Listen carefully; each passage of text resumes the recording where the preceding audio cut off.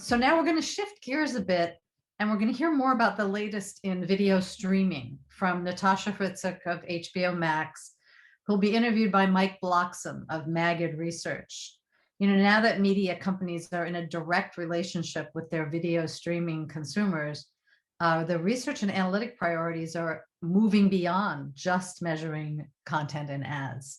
So let's welcome Mike and Natasha.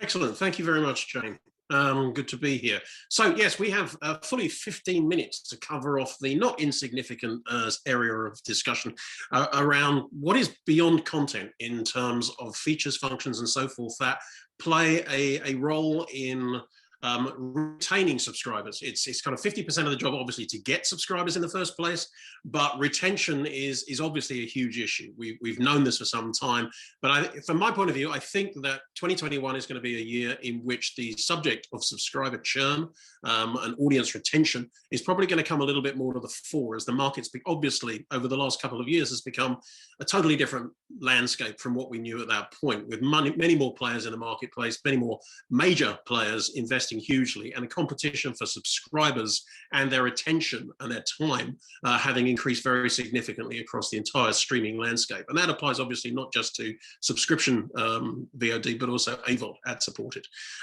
Before we get into this, what I do want to do is just throw up a couple of data points to very quickly just use those as a kind of a reference for the context that we're talking about.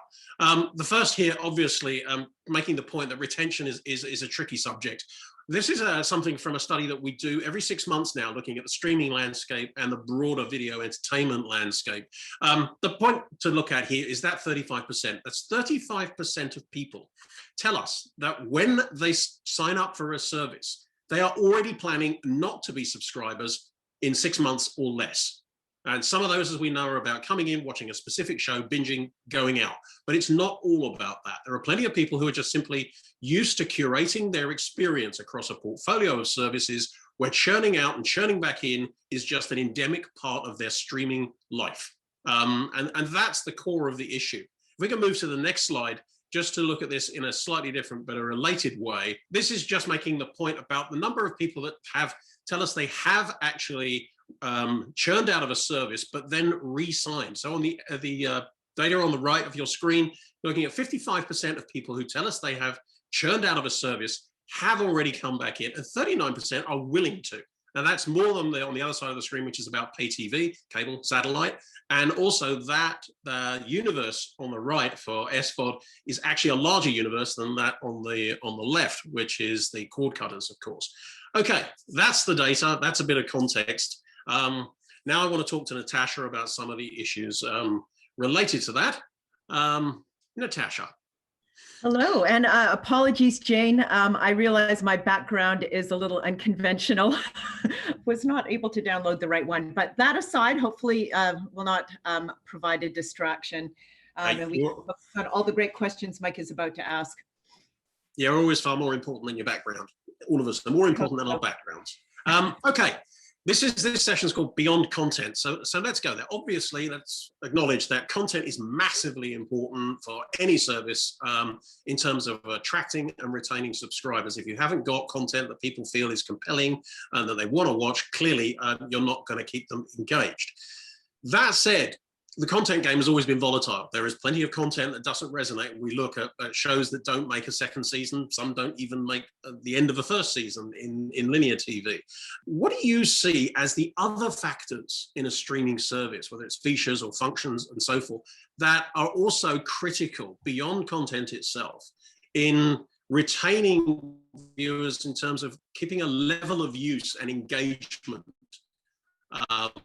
that really makes the service an essential. It's certainly been beating for a long time, which is the importance of the product experience. So, you know, obviously the content is a huge supporting, or I would say sort of the primary variable as you've addressed. But if you, for example, land on the home screen and it takes you an inordinate amount of time to find something that appeals to whatever mood you're in or whatever occasion you're trying to find content to address, at a certain point, the frustration might lead you to bounce. That's like a hygiene issue. And I feel like most of the streamers are getting that right. The home screens are getting cleaner, they're getting more intuitive, the curation is better. But I think the second additional layer that is increasingly vital is personalization. And so when you look at, some of the, I think what is an interesting challenge is the people who are the segments who are the most valuable segments are also typically those segments that have insatiable content needs. So they tend to be passionate about content, like intellectually, emotionally engaged by content. They watch a large variety. They watch a high volume over the course of a week. So the danger with these high value customers is that if you don't have content ready to serve up to them the minute they finish watching, you run the risk of them bouncing out to find something on another service.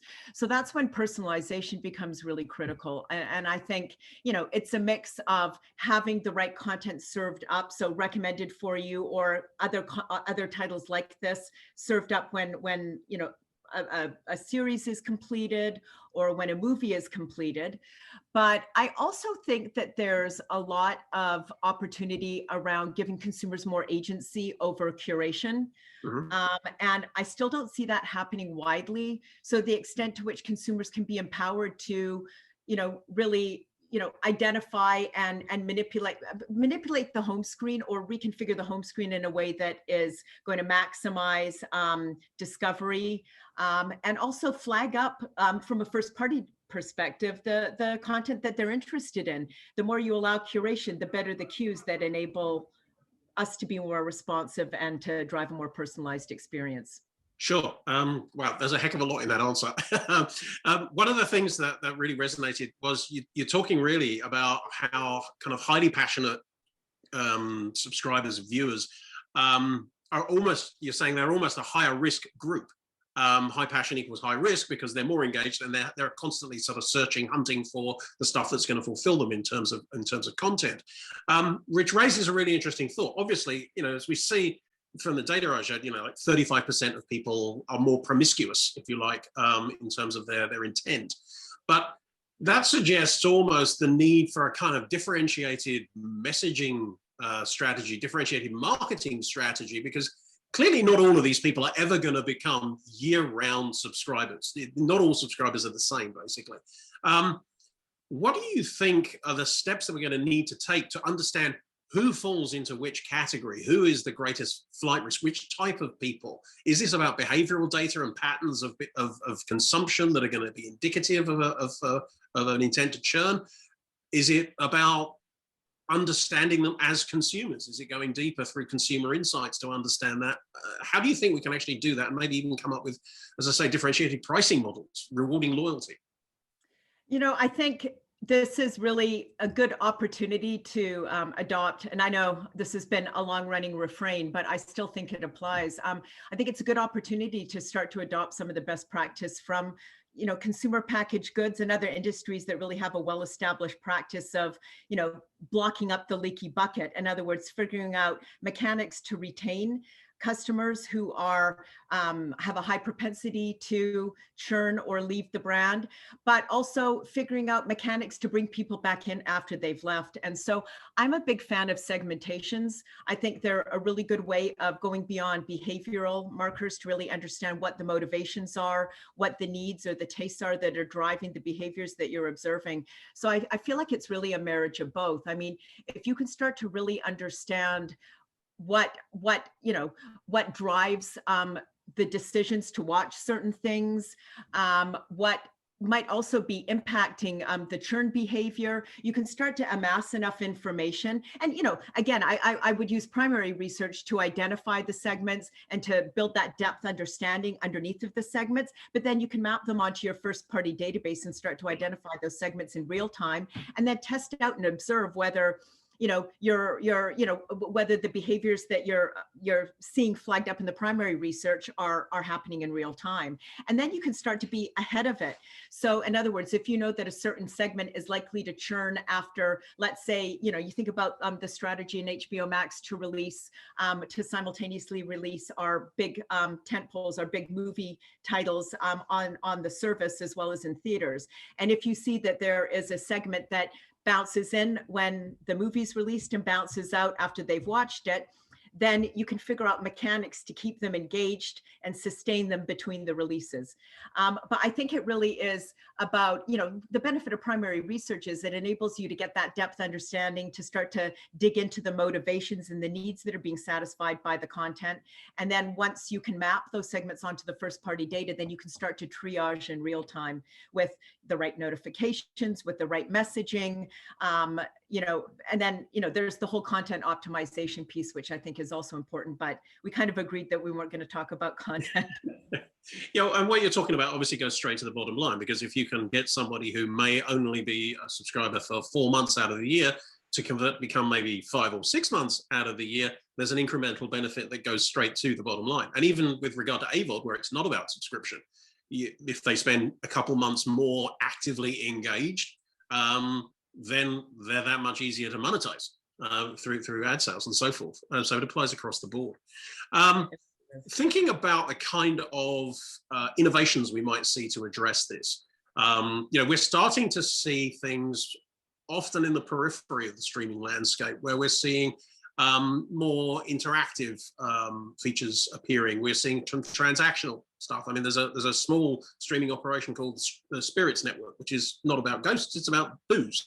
And there you see bottles on screen in a piece of content. You can activate that. You can purchase the bottles you're seeing. And so it's a fairly straightforward example, but it's unusual in the space.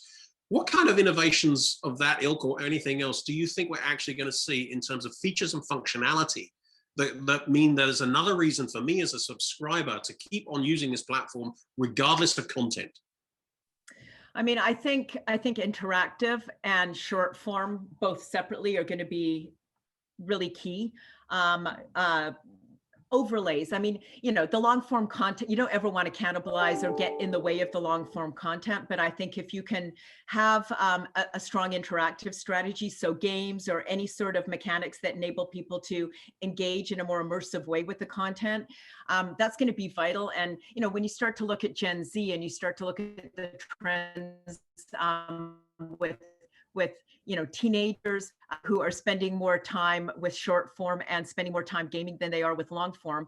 I mean, even if we sort of choose to sort of sit back and wait on this, time is going to be of the essence at some point, right? I mean, once the younger generation ages up and starts paying for subscriptions, if we don't have the right ancillary experiences baked into the app or the service, we're going to have a really hard time getting these guys interested in subscribing. So my feeling is the sooner we can start to think about building out games, building out interactive, building out a short form offering that is, again, going to drive engagement with long form, and then maybe over time become an offering that's a standalone offering, the more we're kind of arming ourselves for what I think is going to be sort of an inevitable need to have all of this ancillary content on the surface in order to attract a younger generation that views video in a very different way than our generation does.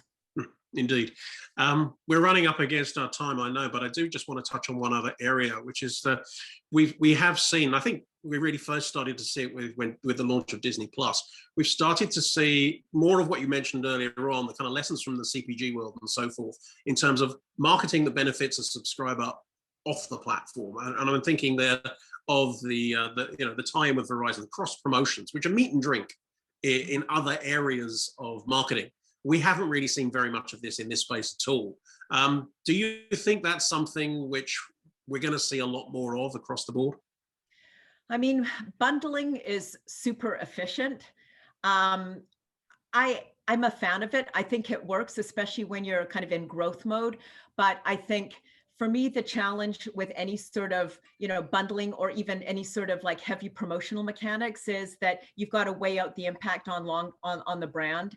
And if you've got people, and this is again, kind of looping back to our discussion of segmentations or, really getting that depth understanding of your consumers. If you've got people who are willing to pay a subscription price, then you definitely don't want to waste marketing spend trying to fold these guys into promotion, trying to attract them via promotions or attract them via bundle offers that they'd probably jump on, because who doesn't want to save money, but they'd be willing to spend the subscription price anyway. So I think starting to really be crisp about who you market those bundles to, who you market those promotions to, will be important, because ultimately the folks who are going to pay, you want to make sure they're paying. The ones who are going to be more reticent about paying the full price, then those are the guys that you target, the personal mechanics. But the danger of over promoting and over bundling is that you create junkies over the long term, and nobody's ever going to want to pay the full price. So you've got to kind of balance it out and be very mindful about what that immediate term goal is with any of those kind of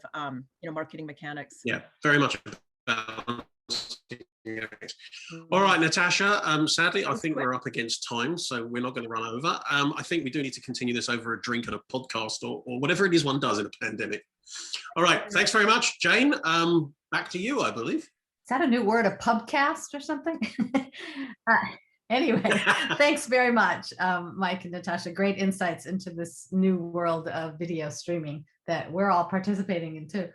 And Natasha, don't worry, I have to just say that you're welcome at CIMM no matter what your background is.